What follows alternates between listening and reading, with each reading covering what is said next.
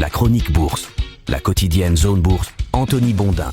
Salut à toutes et à tous, bienvenue dans ce point de marché Zone Bourse du mercredi 5 février 2025. Ce matin, ça s'appelle Pew, c'est compliqué. Les marchés actions continuent en effet d'évoluer au gré de la grande histoire, c'est-à-dire le retour de Trump aux affaires et aussi de la multitude de petites histoires, c'est-à-dire les résultats d'entreprises. Hier, c'est le vert qui a dominé, mais dans la soirée, les résultats d'Alphabet et d'AMD ont un petit peu assombri le tableau. Alors ce matin, j'ai d'abord essayé de raconter une histoire en regroupant le flot d'informations qui sont tombées depuis hier soir, et puis j'ai renoncé, par flemme, par limitation intellectuelle, ou parce qu'il est impossible de relier tout ça ensemble. Alors perso, j'ai une préférence pour la dernière explication, mais du coup j'ai pris le parti de commencer par lister bêtement les 4 actualités principales qui pourraient avoir de l'influence aujourd'hui sur les marchés, avant d'y apporter quelques éclairages. Alors première actu, les résultats nocturnes de la tech américaine n'étaient vraiment pas terribles. AMD et Alphabet perdent 7 à 8% hors séance après leurs chiffres. Dans un marché qui dramatise et qui s'enthousiasme connement pour tout, moins 8% est peut-être le nouveau moins 2%, mais il n'empêche, c'est mauvais quand même.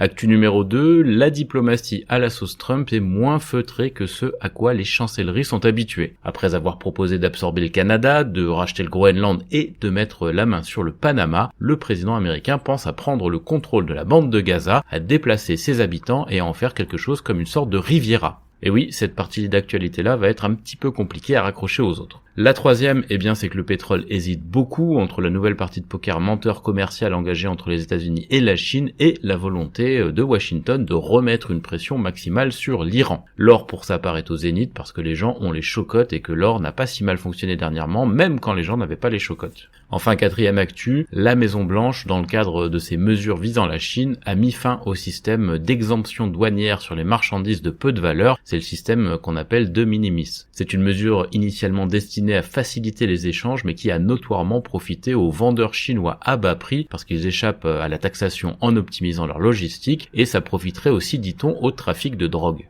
D'ailleurs, l'US Postal Service a annoncé cette nuit qu'il ne distribuera plus les colis en provenance de Chine et de Hong Kong. Alors c'est mauvais signe pour les vendeurs de merdouilles comme Temu qui appartient à PDD ou AliExpress qui appartient à Alibaba et ainsi que tous leurs homologues. Pour les vendeurs de drogue dure aussi, mais ils ne sont pas cotés en bourse. Voilà pour l'état des lieux des dernières nouvelles, on va maintenant essayer de donner un petit peu de liant à tout ça. Hier donc, les actions américaines ont rebondi, elles ont été tractées par la technologie et le pétrole, c'est-à-dire le nouveau monde économique allié à l'ancien. Il y a eu quelques variations spectaculaires comme cet envolé de 24% de Palantir. Palantir est de plus en plus perçu comme le meilleur architecte opérationnel de l'IA du monde. De l'autre côté, on a eu des belles gamelles, Estée Lauder moins 16%, PayPal moins 13%, Merck moins 9%. Ce sont des entreprises qui ne sont plus vraiment prophètes en leur spécialité. Sur cette partie, on peut donc dire que les résultats des sociétés assurent le spectacle à l'échelle individuelle, mais en prenant un petit peu de hauteur, les investisseurs ont été quand même partagés entre l'apparente reculade de Donald Trump sur les surtaxes douanières concernant ses voisins, mais aussi le maintien du bras de fer avec la Chine et la publication de statistiques macroéconomiques qui iraient plutôt dans le sens d'une amélioration des perspectives de baisse des taux aux États-Unis quelque part dans l'année.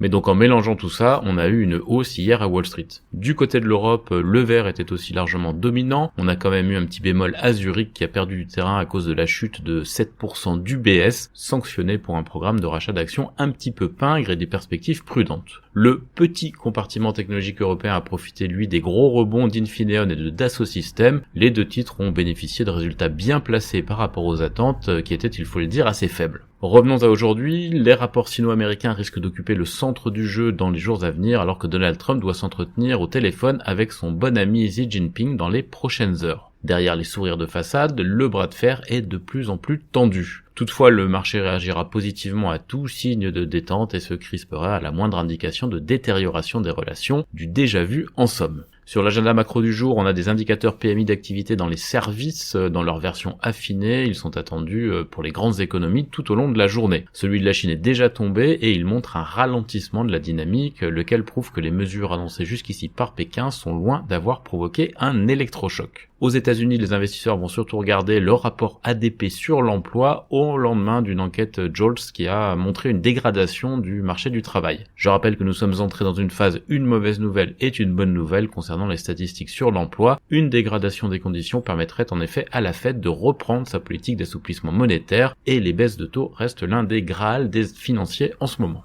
En parallèle des questions douanières, la Chine boursière s'éveille ce matin avec la reprise des cotations sur le continent après une semaine entière de fermeture pour le nouvel an lunaire. Hong Kong avait déjà repris, je vous le rappelle, en début de semaine. Pour sa première action de la semaine, la banque centrale chinoise a continué à soutenir le yuan via la fixation de son taux de référence. Dans le reste de l'actu, on a beaucoup de résultats d'entreprises partout dans le monde aujourd'hui. En Europe, ça démarre ce matin avec Novo Nordisk, Total Energy, GSK, Santander, Equinor, Crédit Agricole ou encore Vestas. Du côté des marchés d'Asie-Pacifique, on a donc une ambiance un peu baissière en Chine ce matin sur les marchés actions. Le Hang Seng perd 1% et le CSI 300 recule de 0,5% après donc plusieurs séances fériées. Le Japon, lui, il termine étal pendant que l'Inde est plutôt hésitante. On a des gains du côté de l'Australie plus 0,5% et de la Corée du Sud et de Taïwan qui reprennent 1%. Toutefois, les indicateurs avancés occidentaux laissent entrevoir une ouverture baissière en Europe.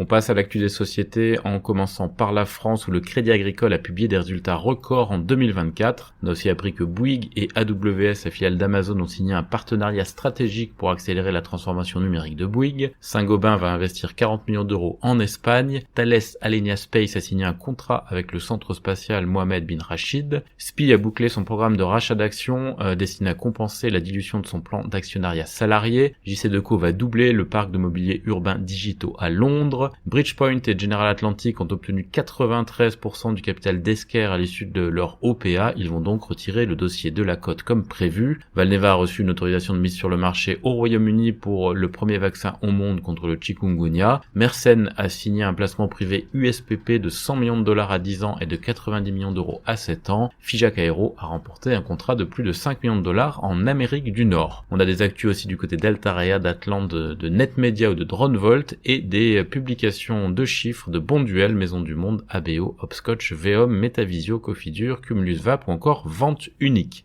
Ailleurs en Europe, beaucoup de résultats d'entreprises ce matin. Novo Nordisk, Equinor, Santander, DNB, Pandora, Melexis, Svenska Handelsbanken, CNH Industrial ou encore Dormakaba. BP devrait investir pour sa part jusqu'à 25 milliards de dollars dans le redéveloppement de 4 champs pétroliers en Irak. Intesa n'a pas l'intention de racheter la participation d'Enel dans la société de paiement Mooney et n'a pas non plus d'ambition vis-à-vis de Generali, a déclaré son CEO. Third Point, le fonds d'investissement, a pris une participation dans Siemens Energy à la fin du T3 2024. Un actionnaire activiste veut la tête du président d'Evolva et la FDA approuve le Susvimo de Roche en tant que premier et unique traitement à administration continue de la principale cause de cécité liée au diabète. On a aussi Kudelski qui supprime 160 emplois dans le cadre d'une vaste restructuration et le groupe britannique Delarue qui entame un processus de vente formelle après l'intérêt manifesté par le consortium d'Edith Ruel et d'autres parties. Sur l'agenda des publis en Europe, on a donc Novo Nordisk, Total Energy, GSK, Santander, Equinor, Crédit Agricole, Assa Abloy, DNB, Alfa Laval, Vestas, Pandora et de nombreux autres dossiers. En Amérique du Nord, parmi les sociétés qui progressaient hier soir hors séance après leur trimestriel, on avait Mattel plus 10%, Lumen plus 10%, Snap plus 5% et Electronic Arts plus 3%. À l'inverse, à la baisse, on a des forts replis de Match Group moins 9%, AMD moins 8,8%, Alphabet moins 7,3%, Chipotle moins 5%, Mondelez moins 4,7% et Omnicom moins 3,3%.